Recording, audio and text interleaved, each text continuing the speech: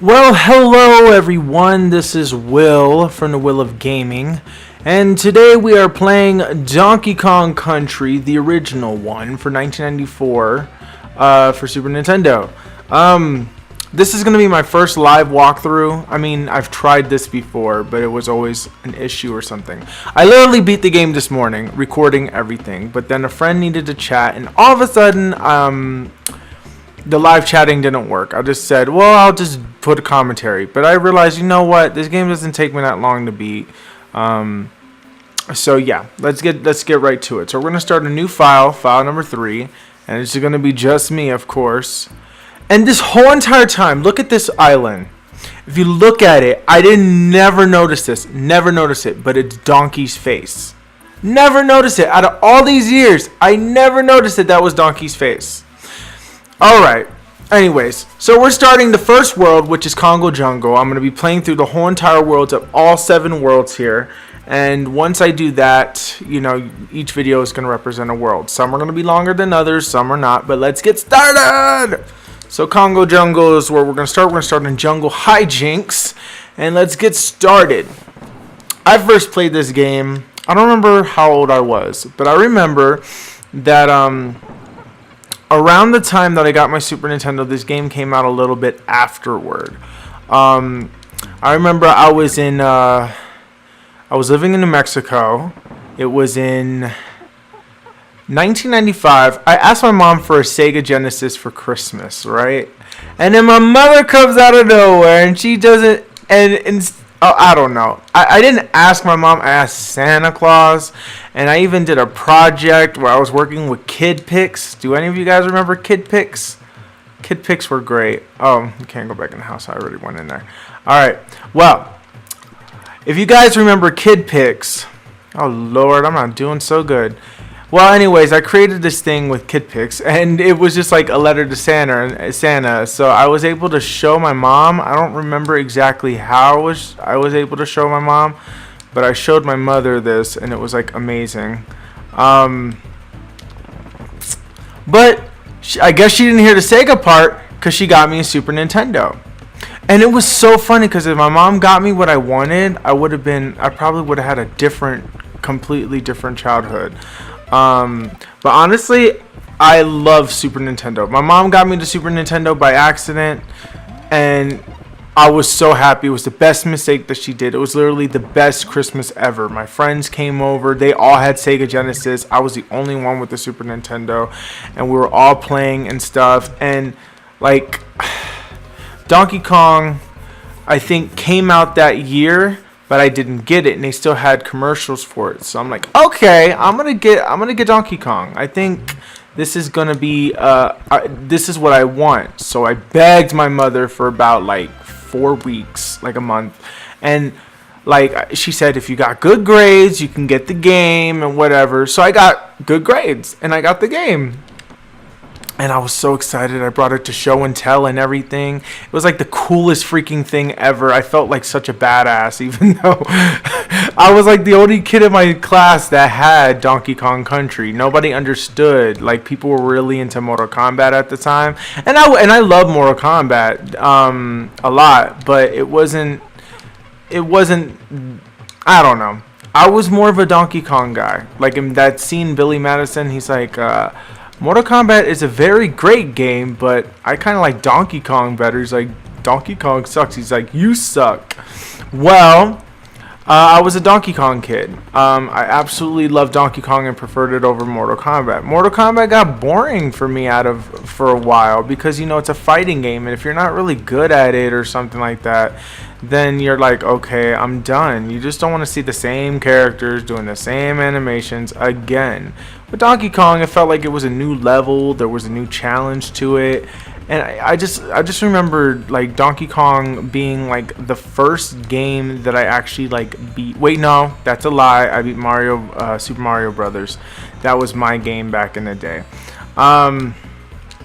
So yep. Oh, come on, Diddy. Get your ass up there.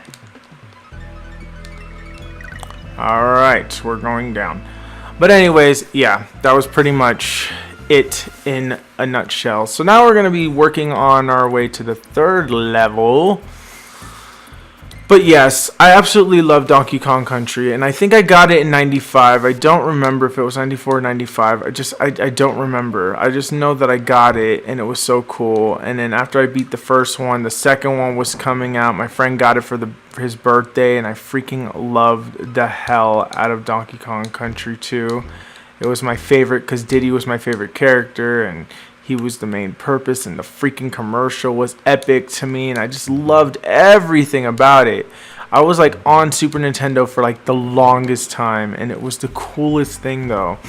And then eventually the Nintendo 64 came out, and then I'm like, I want this so bad, and it's like I couldn't get it. My mom couldn't afford it, but back then we didn't have internet. You know, it was like ancient times when internet existed, but it just wasn't. There was no IGN.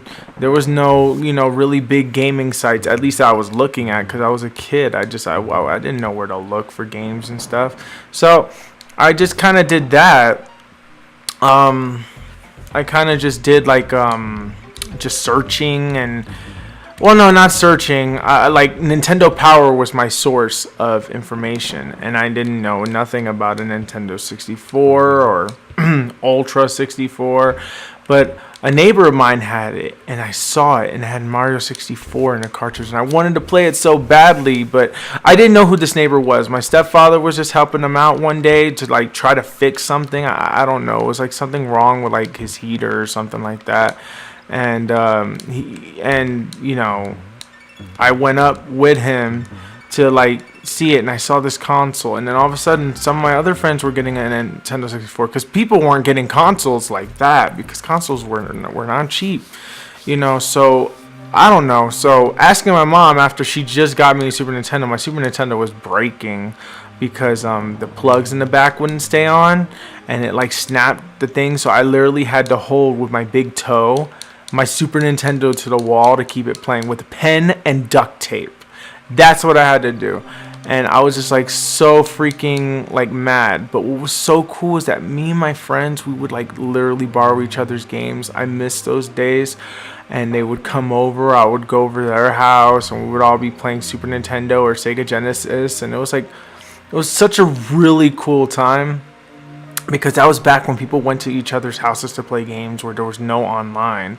And there was just something about the experience of a couch multiplayer or something that still holds well for me. I don't like the whole multiplayer because I feel like even though you're connected, there's an absolute disconnect between you and the other people.